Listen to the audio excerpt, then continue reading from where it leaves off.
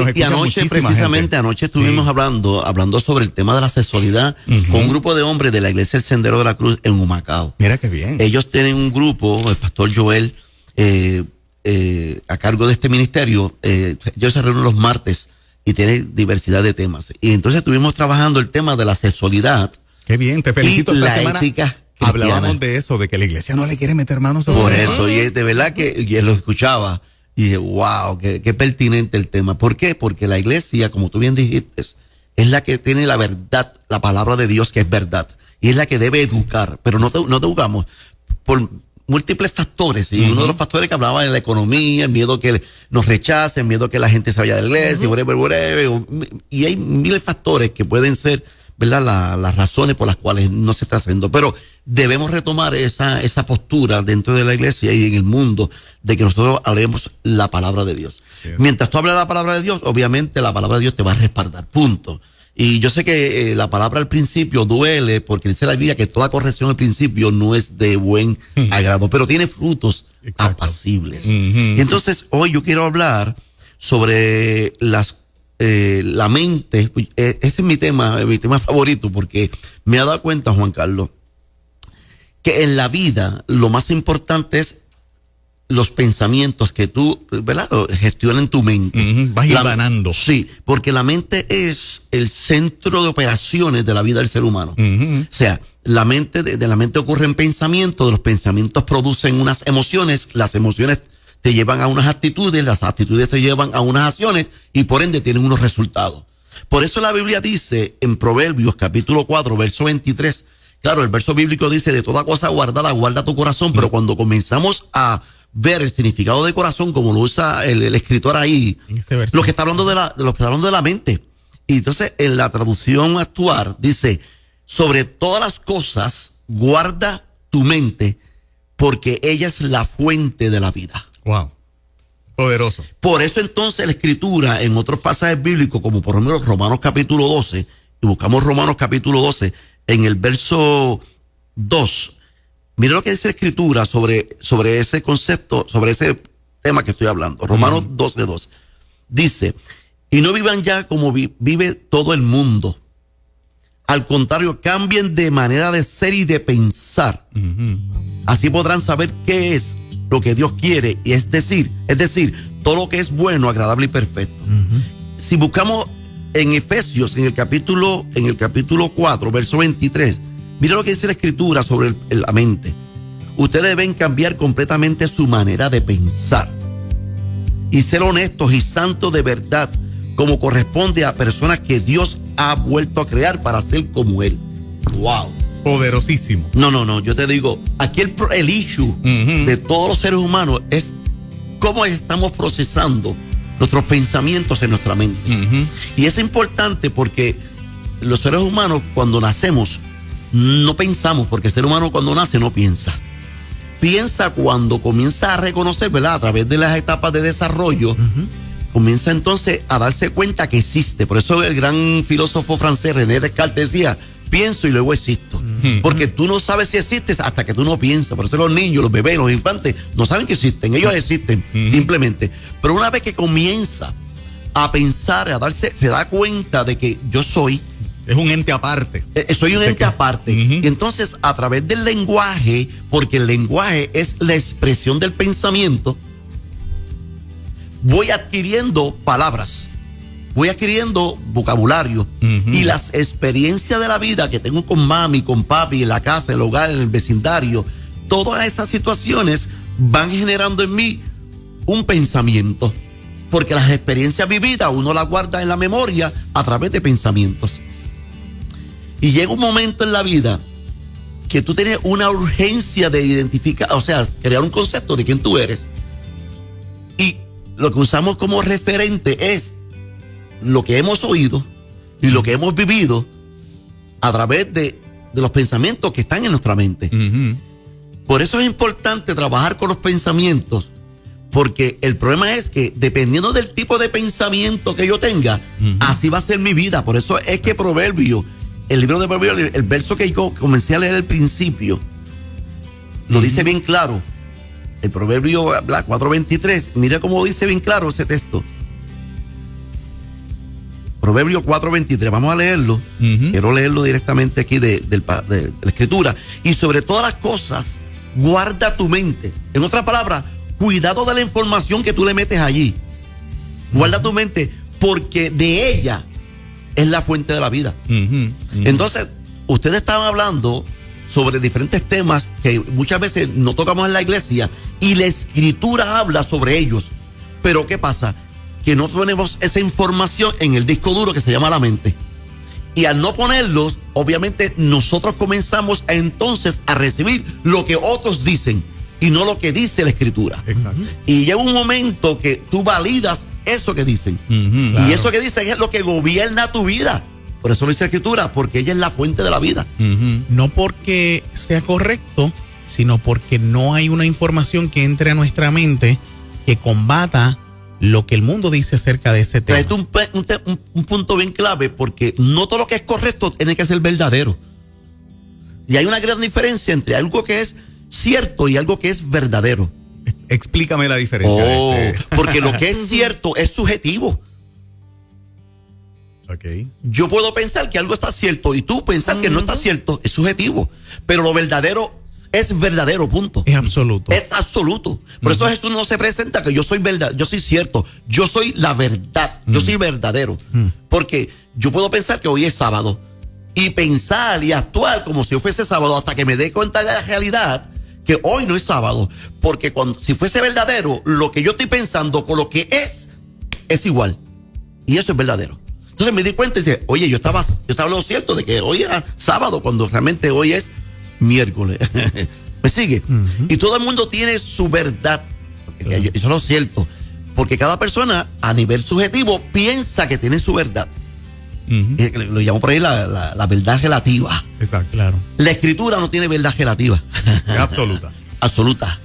Porque Dios es absoluto. Entonces, este es el manual, lamentablemente, que lo tenemos y no lo aplicamos o trabajamos en ello. Y claro, yo entiendo que esto es un proceso. Esto no es de hoy a mañana. Por eso la escritura habla bien claro que la obra que comenzó en mí la hará que Perfeccionando. porque es un proceso. Entonces, claro, estamos siempre como en una postura de construcción, de transformación constante en nuestra vida. Yo no soy el Nelson de hace 2 años atrás. Claro. Digo, además que estoy, ¿verdad?, más viejito. Tranquilo. No entres ahí. Claro, porque la escritura dice, la verdad dice que el hombre exterior se va a ¿qué? Desgastando. Claro, y eso tiene que ocurrir. Y te puede dar cirugía, estirones, hacer 1000 cosas, que puede retrasar un poco. El tomar más colágeno, ¿verdad? Que puede retrasar un poco el proceso de vejez. Pero ¿sabes qué? Te va a poner viejo, como ya está. ¿Me entiendes?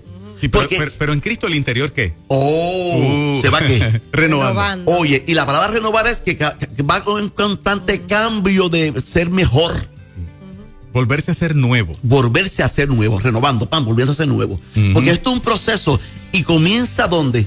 En la mente. Por eso es que la mente es el campo de batalla. Claro. Que nuestro enemigo Satanás sabe que yo ataco allí. ¿Y cómo ataca? Con una verdad distorsionada que se llama mentira.